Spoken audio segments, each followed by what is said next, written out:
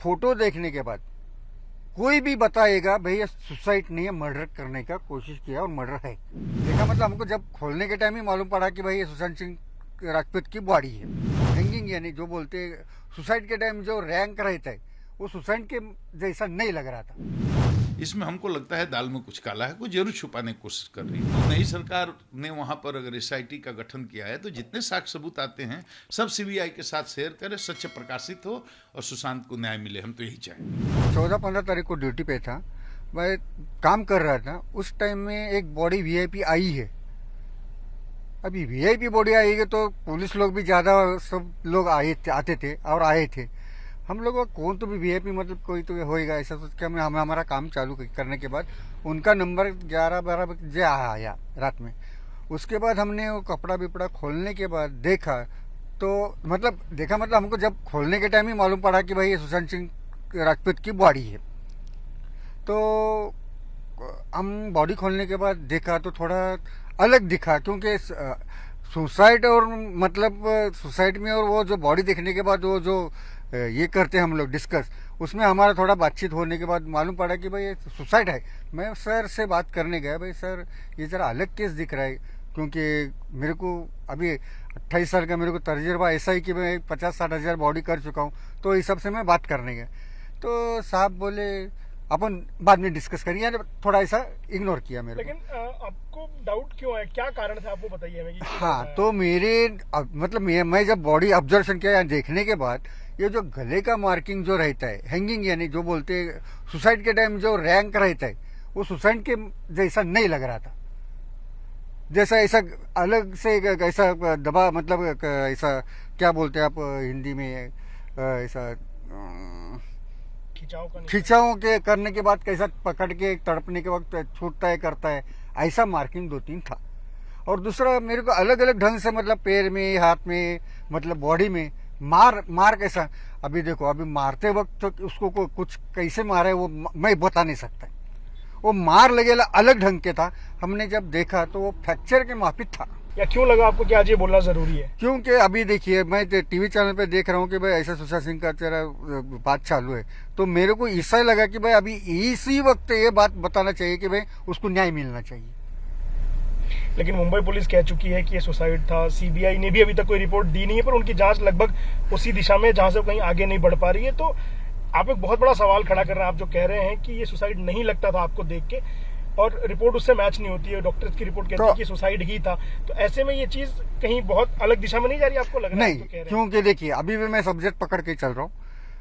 Photo देखने के बाद कोई भी बताएगा भैया सुसाइड नहीं है, मर्डर करने का कोशिश किया और मर्डर है। देखिए, मैं न टीवी देखता हूँ न अखबार पढ़ता हूँ। अब तो मेरा जीवन पूरी तरह से सेवा में समर्पित है, भगवान की कथा करता हूँ। लेकिन चूंकि इस केस से मैं जुड़ा रहा हूँ, इस केस के मामले को पूरी तरह से जानता हूँ, और हमको जो सूचनाएं अभी मिली हैं कि महाराष्ट्र सरकार ने एक एसआईटी का गठन किया है और एसआईटी के सामने कुछ नए साक्ष्य आए हैं जिसके आधार पर लोग कह रहे हैं कि ये हत्या का मामला है। मैं इतना ही कहना चाहूँगा कि जब मैं डीजी सुशांत सिंह का केस का मामला तो पूरी तरह से ख़त्म हो चुका था। 20 दिन के बाद कहीं अखबार में नाम था, आपने सुना था कहीं?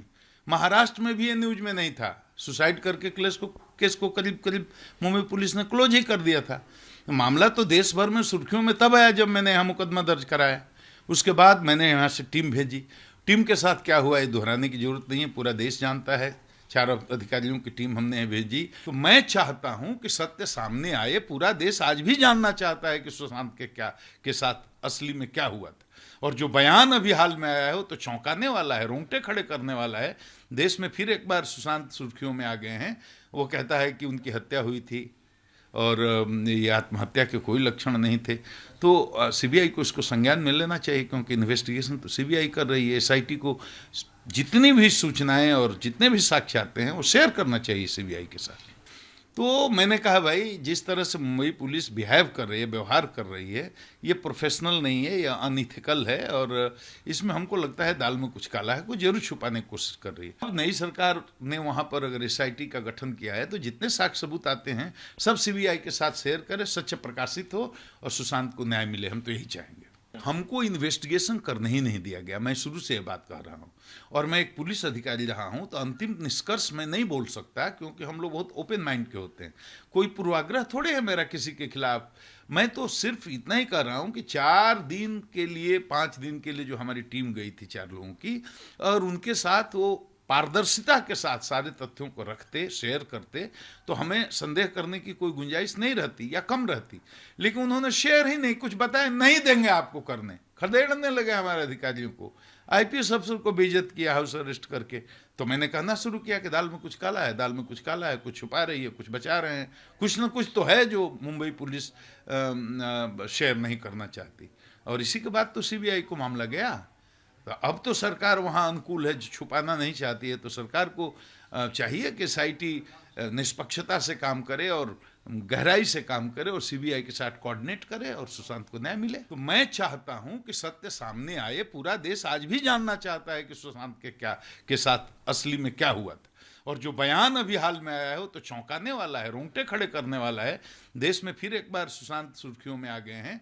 वो कहता है कि उनकी हत्या हुई थी और ये आत्महत्या के कोई लक्षण नहीं थे।